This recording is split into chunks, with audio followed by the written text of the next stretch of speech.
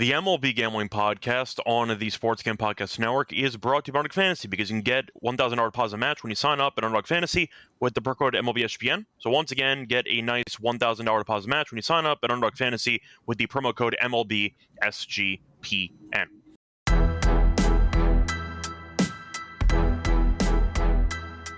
And welcome, everybody, to the MLB Gambling Podcast here on the Sports Game Podcast Network. It's currently Wednesday afternoon, June 18th, here to break down the Thursday games around 5 p.m. Eastern Time. I'm your host, Scott and Lonte, once again joined by Lonte Smith. Together, we're going to break down the games for Thursday. I believe we have 14 games out of a possible 15. I think that's what's on the schedule for us.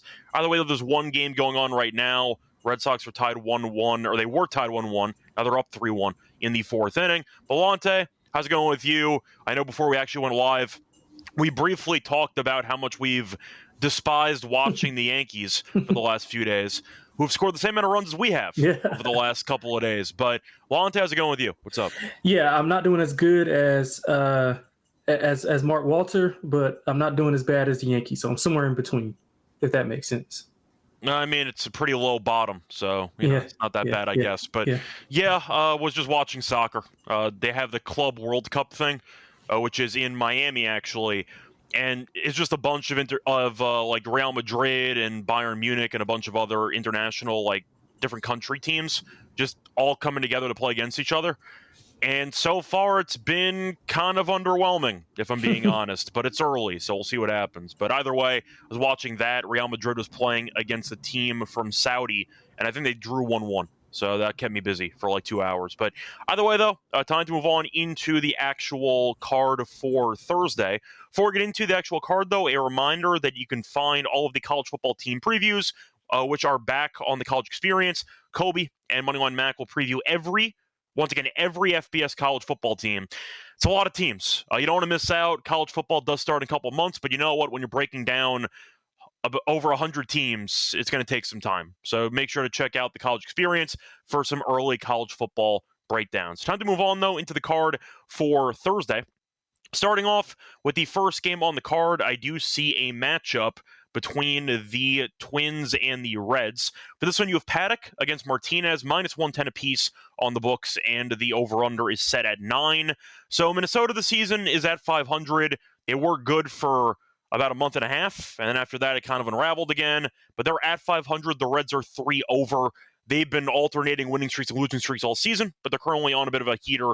Martinez and Paddock have been similar.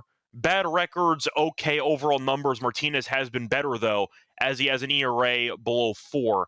I'll ask you, because at first glance, I like the Reds. I really just don't want to back Minnesota right now. They're 8 under on the road. They have been in free fall. They've lost 5 in a row. They have lost, doing the math really quickly. They have lost 9 of their last 11. It has been ugly. Give me the Reds on the money line at minus 110.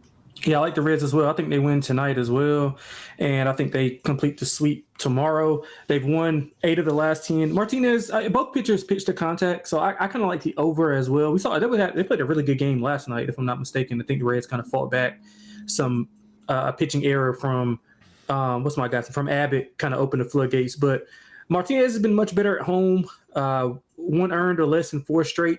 He has allowed 6 home runs in his last 4.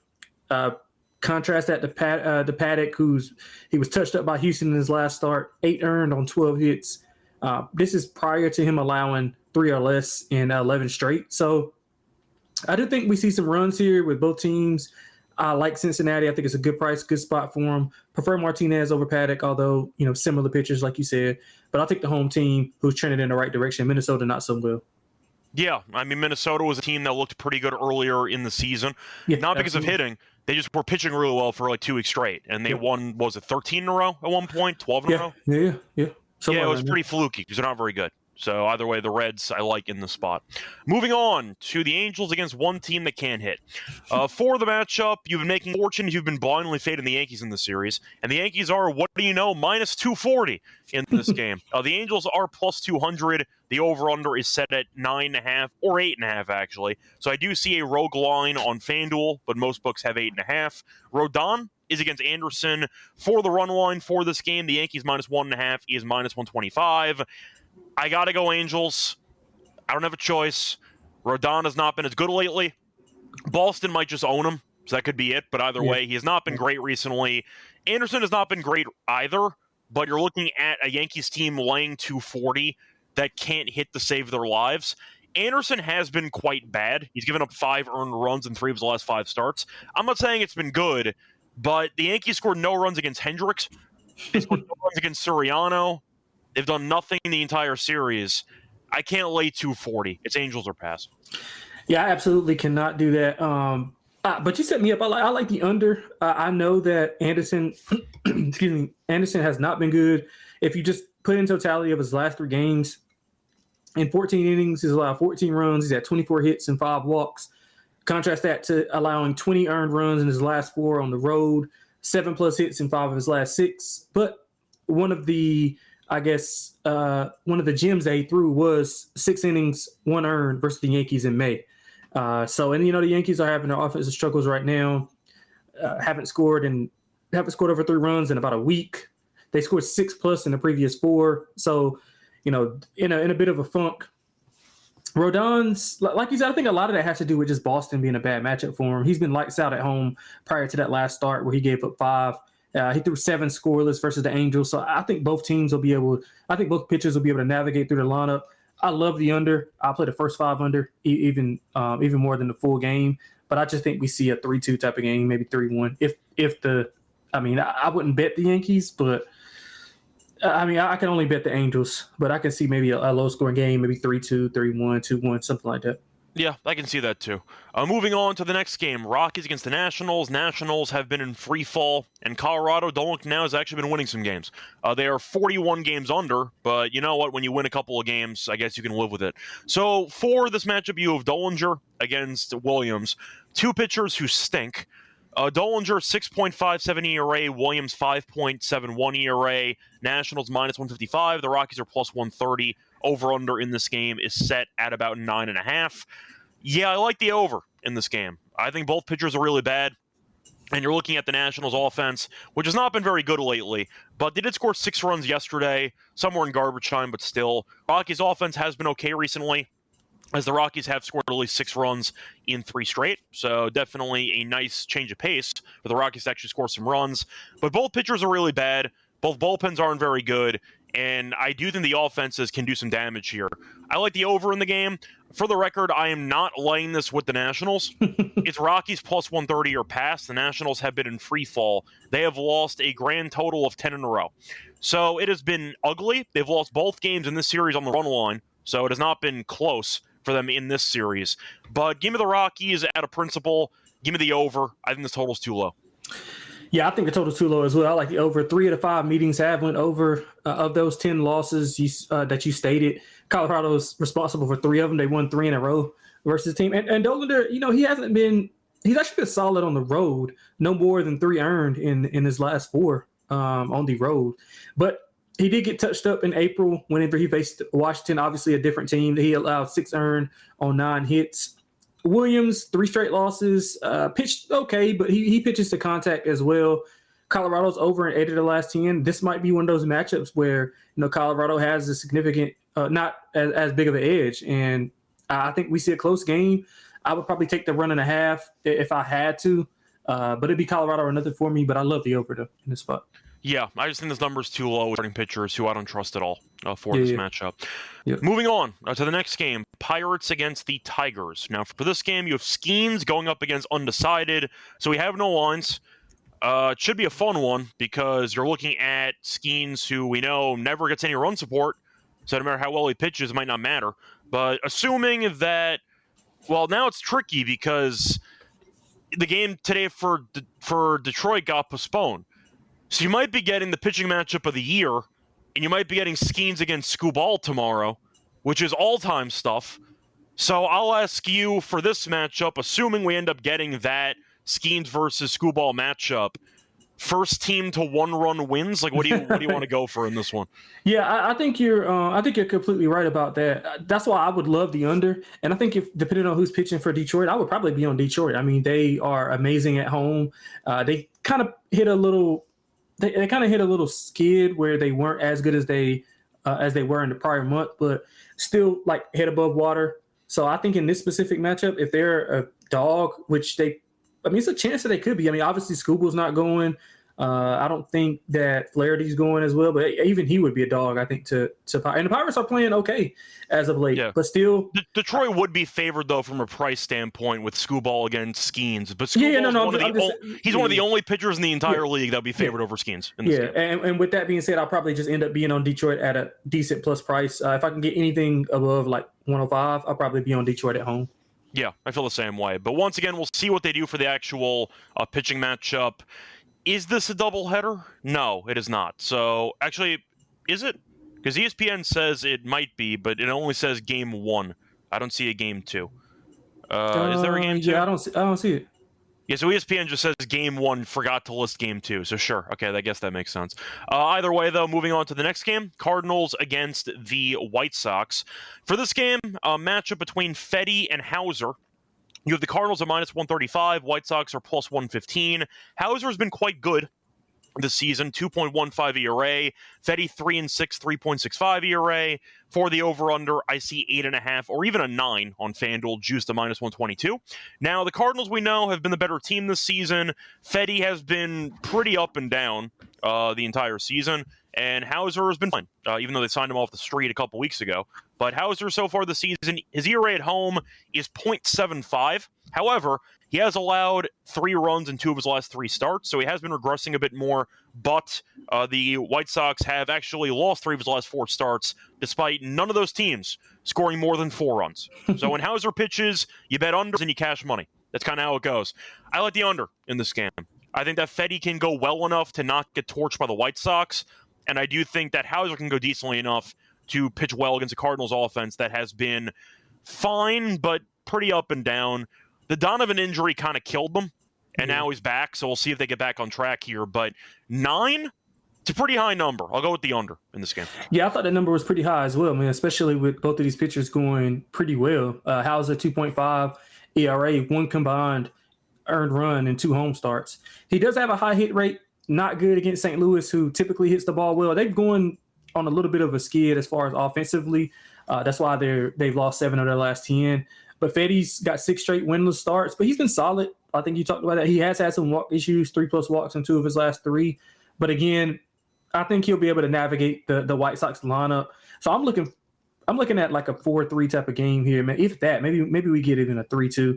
But I think that neither one of these teams will crack 5. And I'll take a flyer with the White Sox last night, and they didn't get there, so I'm kind of gun shy. But I'll probably take Fedde, returning back to Chicago. He should be fired up to go. Yeah, when it comes to Fedde, once again, a guy who I'm not the biggest fan of, but you know what? Since he pitches the contact, he can manufacture a lot of weak contact, so I can see him getting by. For the record, you said that it's a return for Fedde to Chicago. What percentage of fans do you think remember him pitching on the White Sox? Because I'm sure most people did not even register that Fedde was on the White Sox for a season. Yeah, he was good for them too. He was. He made a grand total of 21 starts before getting traded to the Cardinals. Yeah, you're right. Probably not. Most people do not remember him being on the White Sox. Yeah, probably not. So, yes, it is technically a revenge game, but most people won't remember it being a revenge game. Moving on to the next game, you have the Brewers against the Cubs. For this game, you have Peralta against Horton. For this one, Cubs are minus 115, Brewers are minus 105, and the over-under in this game is set at 8.5. So, Horton has been fine this season. 3-1, 3.47 ERA. Peralta's been fine, 6-4, 2.6 ERA. Cubs great at home. They're 12 over. Milwaukee, though, is 4 over, but 4 under on the road. Much better at home. I'll back the Cubs here. Price feels kind of cheap backing an elite home team. Horton and Peralta are not as far apart as you might think. And Peralta, with the amount of pitches he throws, tends to be done after 5. This bullpen can be quite shaky for Milwaukee. So give me the Cubs. I'll go with the, once again, home team that's been really good at home. Yeah, I like Horton as well, and the Cubs. I think the price is just about right. I mean, 120 would probably be what I made it.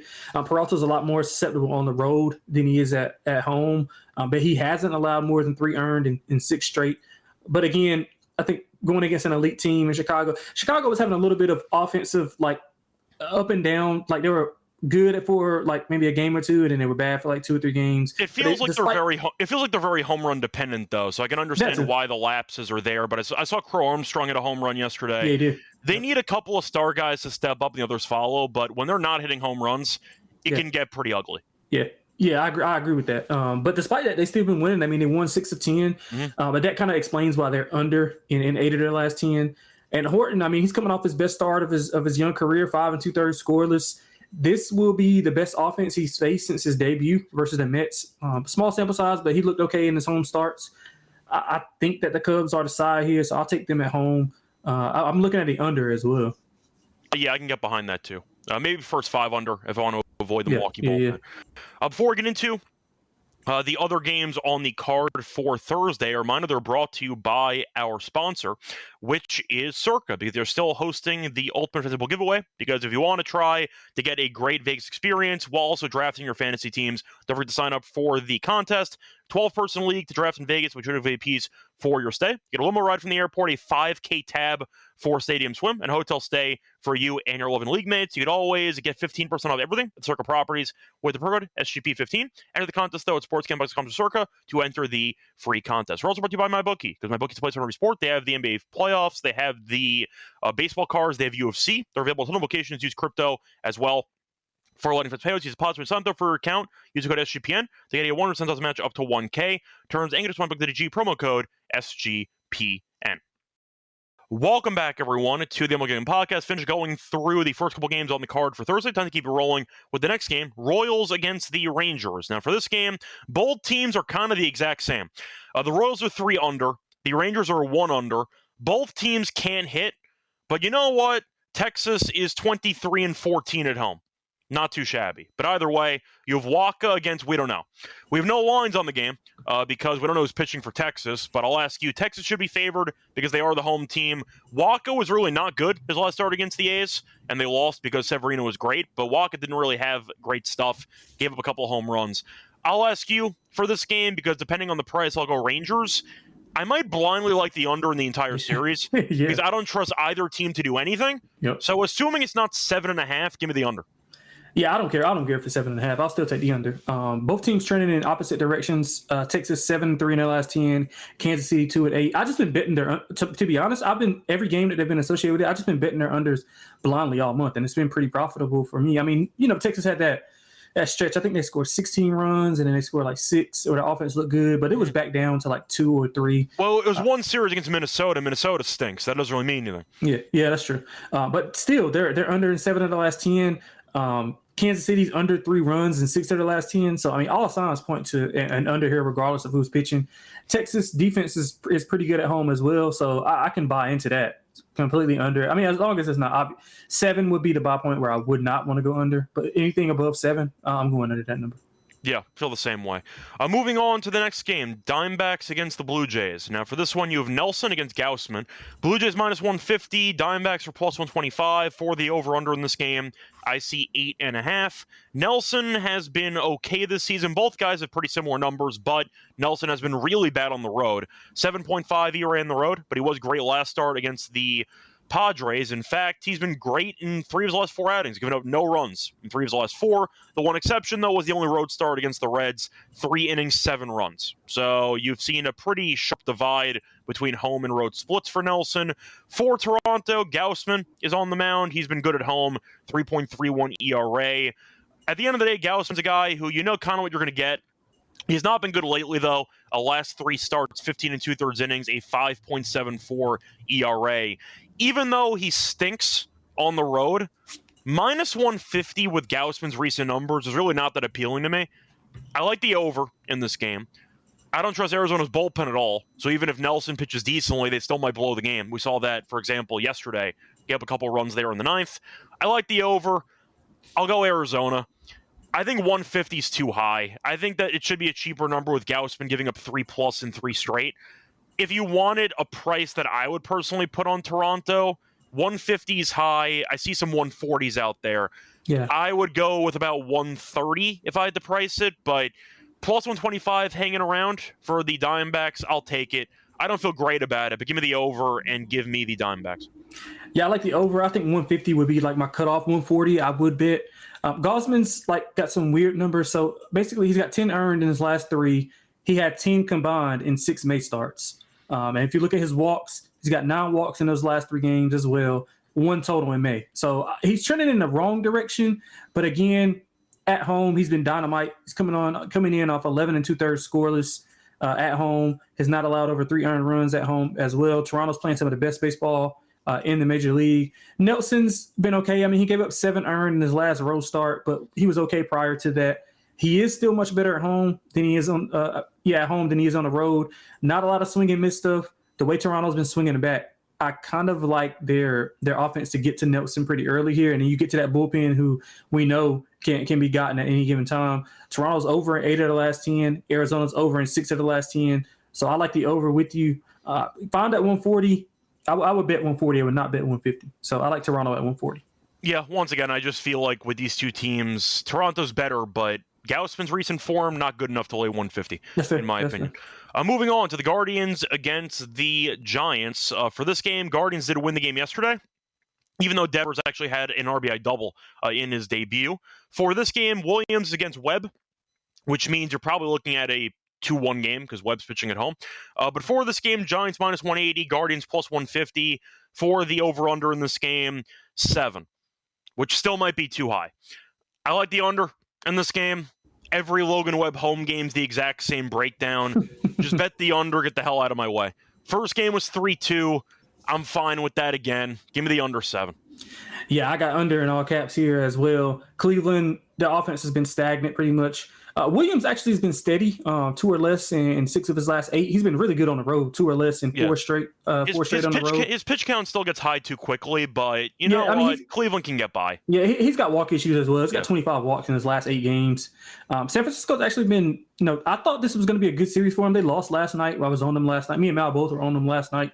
They didn't quite get there. They lost 4 of their last 5.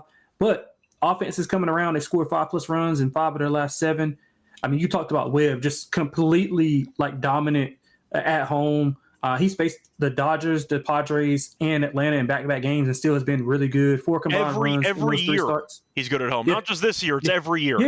Yeah, and he's striking out guys, not walking a lot of guys. 21-3 K to walk ratio in that span, so he's been really good. I maybe look at a Cleveland team total over first 5. I mean, under first 5 as well. Yeah, I'm not against that. I just see a bunch of zeros. Give me the no home run prop as well in this game.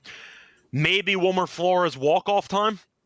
Maybe it's 2-1, that type of final. But give me no home run. Give me the under. Give me whatever the hell results in a low-scoring game. Moving on to the next game, Phillies against the Marlins. Now, for this game, you have Sanchez against Cabrera. Phillies are minus 180. Marlins are plus 150. The over-under in this game is set at about 7.5. Phillies are the better team. Not that great on the road, though, 19-17. Marlins, though, are 15-21 at home. Cabrera's actually been fine recently, as he has not gone much distance, though. He has gone to less than 4 1/3 and 2 straight. But you know what? He's not getting his ass kicked anymore, which is a step in the right direction. That counts for something. Sanchez, though, has been really good. He's 5.2, 3.05 ERA, and it feels like he has been kind of just steady. It has not been a couple of great starts and a couple of bad ones. He's been consistent. His ERA is actually better on the road. Last 3 starts, 19 innings pitched, 5 earned runs. He's been solid start in, start out. I think the Phillies probably win, but I don't mind the first 5 under in this game too. Might be at 4. It's in Miami. Give me a low-scoring start to this game. But I think the Phillies should break away with this bullpen. So I don't mind the Phillies minus 1.5 maybe as the game goes on. But I'll go with the first 5 under for this game. Yeah, I don't disagree. I kind of like Miami in the first 5. They've been pretty feisty. They played really well last night against the Phillies, another team that I was on. But I can kind of get behind your under. Sanchez has been fairly consistent. 3rd straight quality start. He's allowed 2 or less in 6 of his last 7 road starts. Cabrera is dealing with a little bit of an ankle injury. I think he was covering first and kind of twisted his ankle. That's why he left the previous game. But he K'd 5 of the first 7 batters, so he was in good form. He's allowed 2 or less in 4 straight. He's been solid at home, so I think he can pitch well to start off. Maybe we can get a 1-0 Miami victory after 5 innings. So I'm going to take Miami in the first 5. I think Cabrera's been pretty good. Phillies just kind of been meh, I guess, over the last few series. So I think Miami can get it done. Yeah, they can too. The issue once again is the bullpen, which I just can't stand for that. Yeah, that's why I'm going first 5. Yep. Yeah. Moving on to the next game, Mets against the Braves. Mets did blow the game yesterday. I ended up seeing the Braves have a nice comeback win. For the matchup, though, the Braves are minus 135. You have the Mets at plus 115. Strider is against Holmes, and the over-under in this game is set at about 8.5. Strider has been really bad this season until he faced the Rockies, which is all you need, apparently, to get back on track. Unless you're Washington. He struck out 13 guys. Well, Washington killed him. He gave up 4 earned runs against Washington in May, so I can't even say Washington. But, no. I mean for the. Sorry. Yeah, the Nationals can't beat this team for some reason. Yeah. But my bad. I mean, Strider though tried to face off against the Nationals. That didn't work out. But against the Rockies, 6 innings and no runs, 13 strikeouts. But it's the Rockies. Who cares? Holmes though has been fine this season. In fact, he's been quite impressive for a guy that we thought would struggle as a converted reliever. But for his stats this season, once again effective 2.87 ERA. Better on the road, 2.41 ERA. I understand that Strider has upside, and I get that he might have found something against Colorado. That was Colorado. Mm-hmm. I need to see him against an actual team. Give me the Mets plus 115.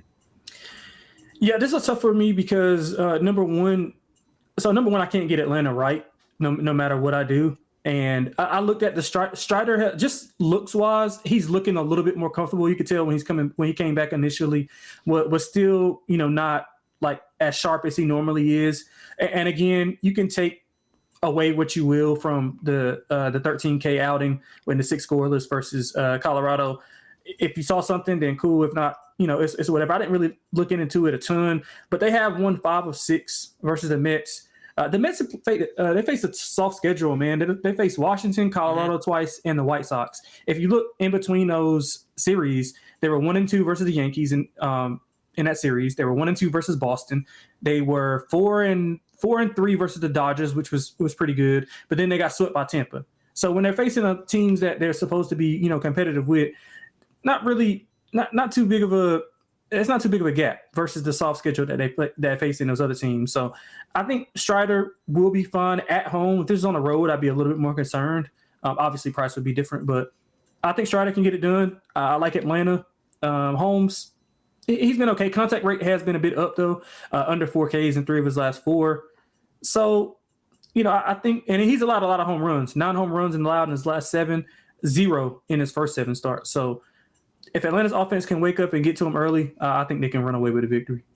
Yeah, I think I agree with you there, but at the end of the day, I'm just looking at this matchup, and I'm not really persuaded one way or another. Yeah, I mean, I can't get Atlanta right, so I wouldn't take. I need to see more from Atlanta.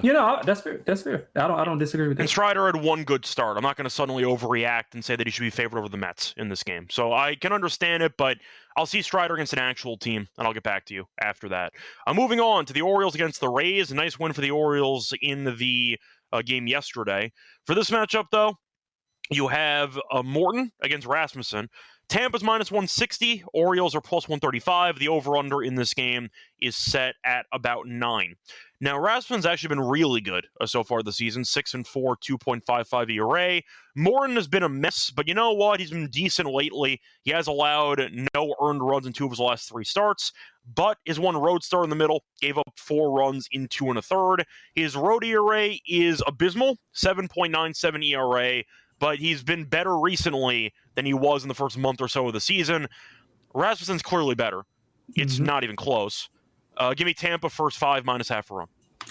Yeah, so both of these teams are bet-on teams for me, so I've been trying to stay away from them. I did take Baltimore yesterday. They cashed that plus money, if I'm not mistaken. So I'm going to go over, Scott. I think Baltimore's offense has been really good as of late, 5+ runs, 6 of the last 10. They've actually been really good trending towards this. You could see kind of the fight at the end of last month, and then they kind of carried it over into this month. So I think they've been a lot better. A lot of that success has been at home, though, much like Morton. 2 or less in 6 of his last 7. 5 of those games were at home.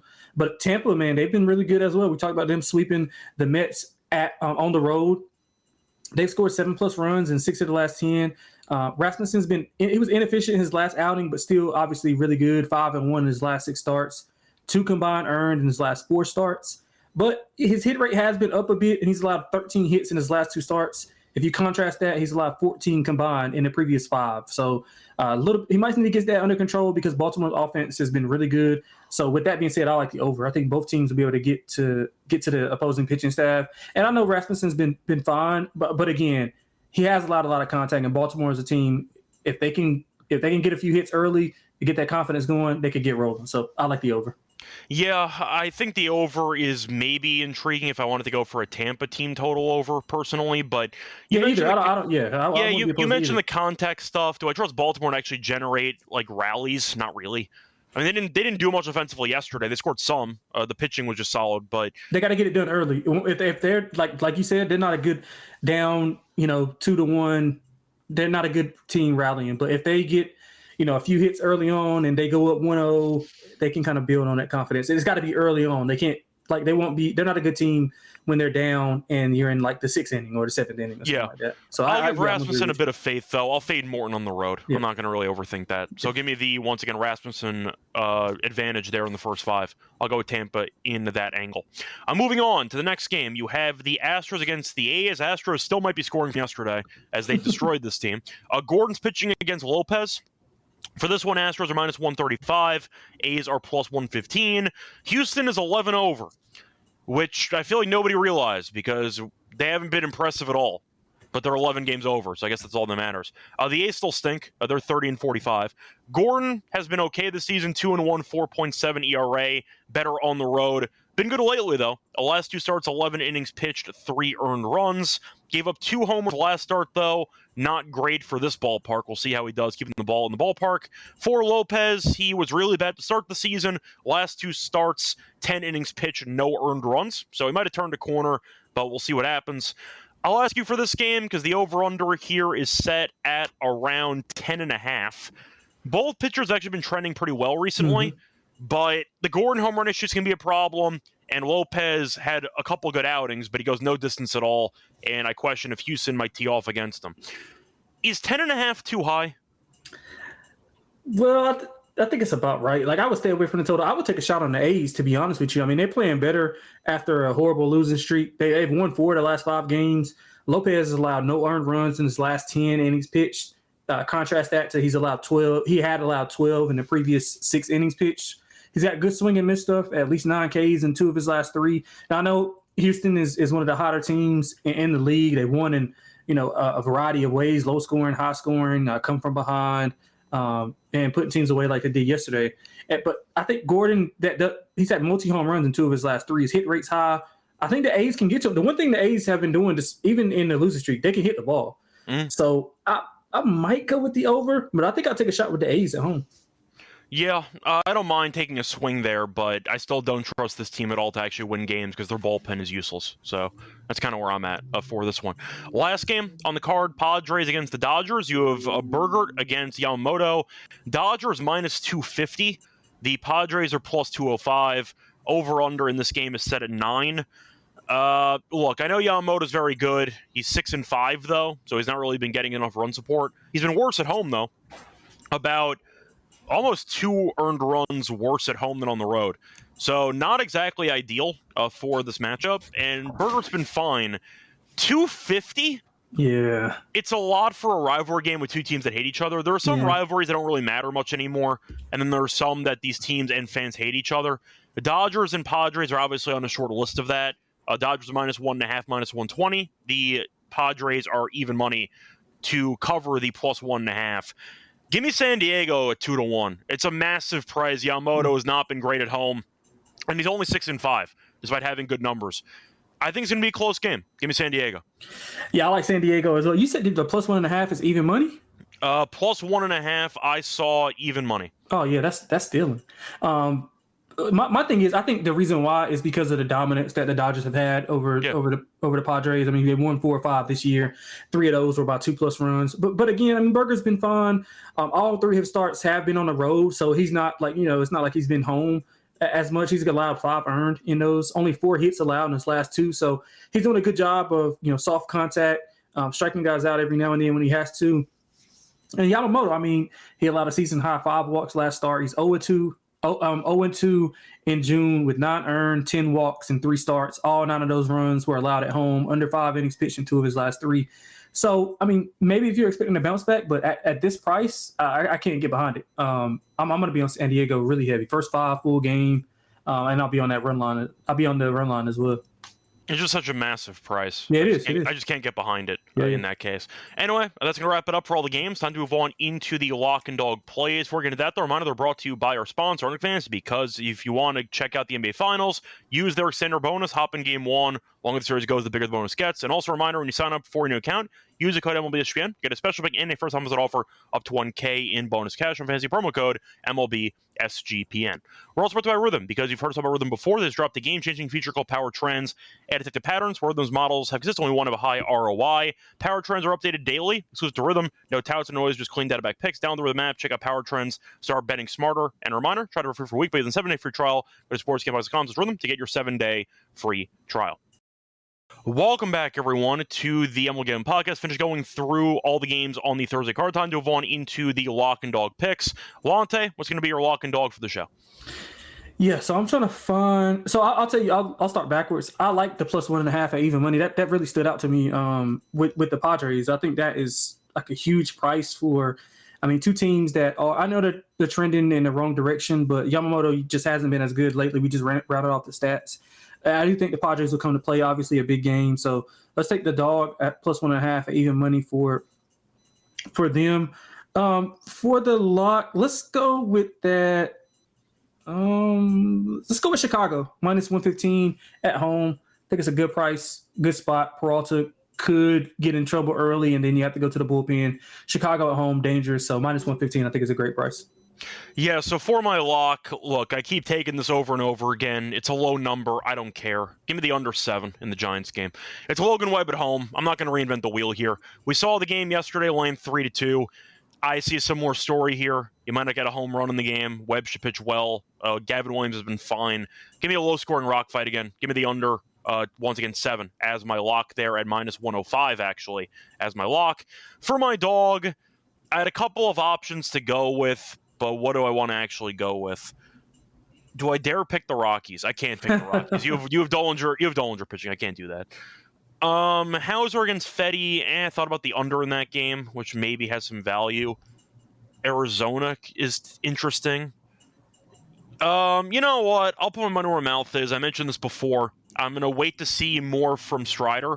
He had one great start. Not going to overreact. The Mets, I think, are the better team, and I do think Atlanta, they've been good at home, I get it. But the Mets, I think, are mispriced here.